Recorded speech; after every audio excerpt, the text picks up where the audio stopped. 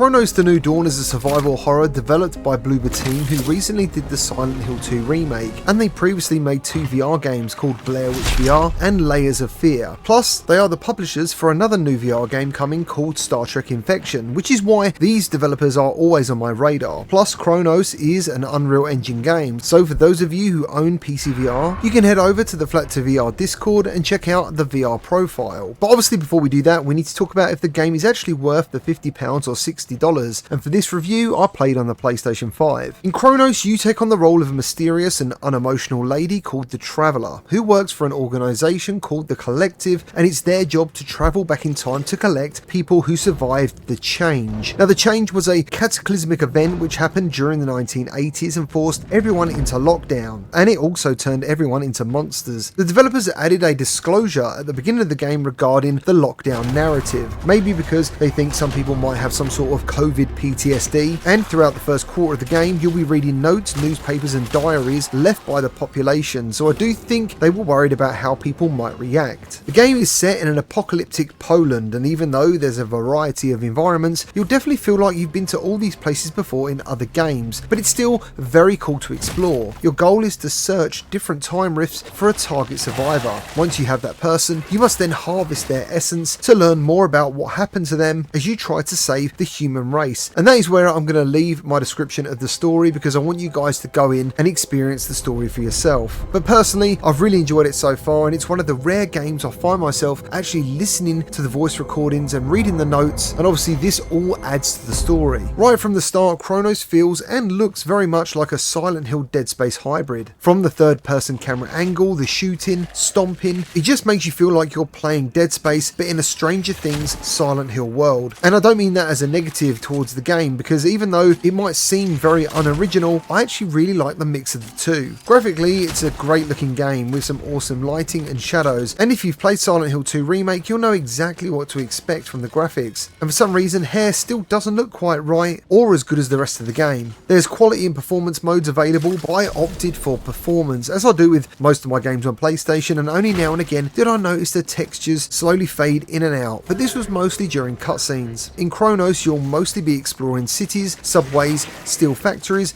and blocks of flats, but also there's like a nightmarish version of each of these depending on how much infection is in the area. The inventory system is your standard affair, but there's a big emphasis on inventory management, which is something I really like but can also be very stressful depending on your upgrade choices. Cronos is mainly about killing, gathering research, collecting key items for progression and searching everywhere for currency to buy health, ammo, chemicals, and the chemicals allow you to fabricate your own gear on the move. And I'm one of those players who really enjoys searching throughout all the environments to try and get as much stuff as possible, and this game actually does reward that very often. Now, the most valuable thing you'll find throughout this game are things called cores, and these cores are needed to upgrade your suit, and you don't come across them very often at all. The amount of cores you need to upgrade your suit increases as the game progresses, and there's an upgrade cap on everything, and this depends on what chapter of the game you're on. In the first chapter of the game, for example, you can only upgrade everything by 2 levels, and then when you get to the second chapter, you'll see there's an extra 2 blocks that have been added. But that's not to say you'll have enough money or cores to max out everything anyway, which means you have to be very sensible with your choices. When it comes to the guns in the game, my favourite weapon in the game was the one you start with. You can fire it like a normal pistol, or you can hold down the trigger for a charge shot, and this staggers the enemy. And after messing around a couple of times upgrading the shotgun, which you'll get later on, I then sold all my upgrades on the shotgun and put all my money into the pistol. You'll also find later on there's a carbine, which is basically like an SMG, and something else, but I don't want to spoil it. But overall, the guns feel very satisfying to use, and the stability upgrade actually makes a difference, which is really cool. The gunplay is very much about accuracy, with headshots delivering the most damage, but pay attention to where the armor is located on the enemy. It's not always headshots that matter, and most of the time it's actually fire that plays a huge role in the action, which I'm about to explain. The enemies are made up of gross looking biomass mixed with human remains, and is again very close to the sort of thing you would see in Dead Space or the TV show Stranger Things. They vary in shape, size and ability. Some are just massive from the get-go and take quite a few shots to get downed. Some spit acid and some don't have heads. Some walk on the ceiling and some are more armoured than others, and that's without mentioning the bosses, which are pretty awesome. And even though I've mentioned how this game might seem pretty unoriginal, Cronos does have something unique up its sleeve, and that's how the enemy can transform by absorbing corpses of other enemies and then change into something more powerful. powerful, and sometimes something completely different. You can, however, stop this transformation with a melee attack or a quick headshot, but when you're taking on, say, 3 or 4,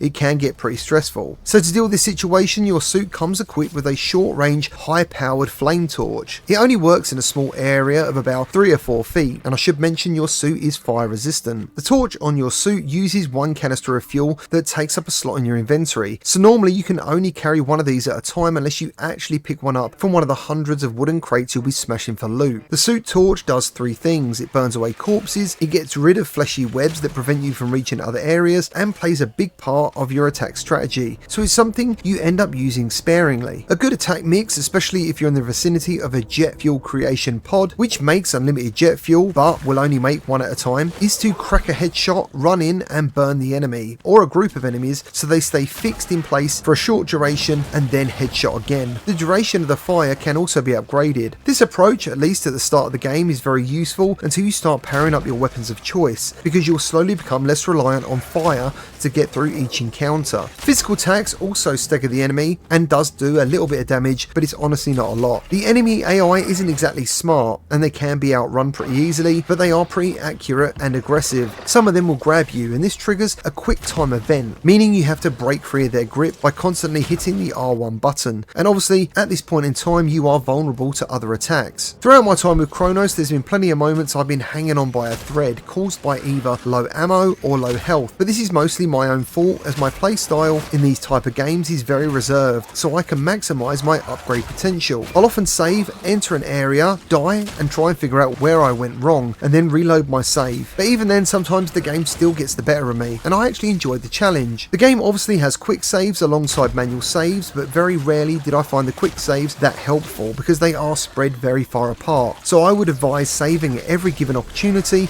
and there's multiple save slots available. Another big part of the gameplay is the ability to open time rifts. You'll see rift spheres that look like miniature black holes, and you use these to rewind time or move it forward again to, say, build a collapsed bridge or pull together some rubble that will act like a lift to help you progress. There's also some light puzzling using this mechanic, but it's nothing taxing. During the combat sequences, and by sequences I mean when all the doors lock so you know something's about to go down, you can often find time rifts to rewind things in the environment, like already exploded barrels, fuel canisters, and then rewind time over and over again to keep using them during battle versus relying on your valuable suit torch fuel. The music in Cronos is very atmospheric, with a mixture of deep, nightmarish sounds making you feel like something could happen at any moment, alongside some retro synth mixed in, and overall it's an awesome sounding game, and headphones are definitely recommended. And the reason I say that is because you'll often be able to figure out if an area is safe or harbouring hidden enemies purely by the sound of the game. Your pistol later on also offers a health sensor, and the reason this is helpful is because the game is littered with bodies of the enemy everywhere, and using the health sensor on your pistol helps you get the upper hand and even take them down before they come at you. So to summarise my time with Cronos: The New Dawn, I found it extremely addictive, and it offers me everything I like in survival horror. It looks good and it plays great, but it also doesn't really do anything new or different. It's like a comfy pair of slippers and a mega mix of other games in the genre. I really like the recipe. It's also a decent challenge with some surprises along the way, and overall I've really enjoyed it. I give Cronos a buy recommendation, and as always I look forward to seeing your feedback about the game down in the comments if you choose to pick it up. Well, that's all I've got for you today. Thank you to everyone who likes and subscribes, and I'll see you on the next one.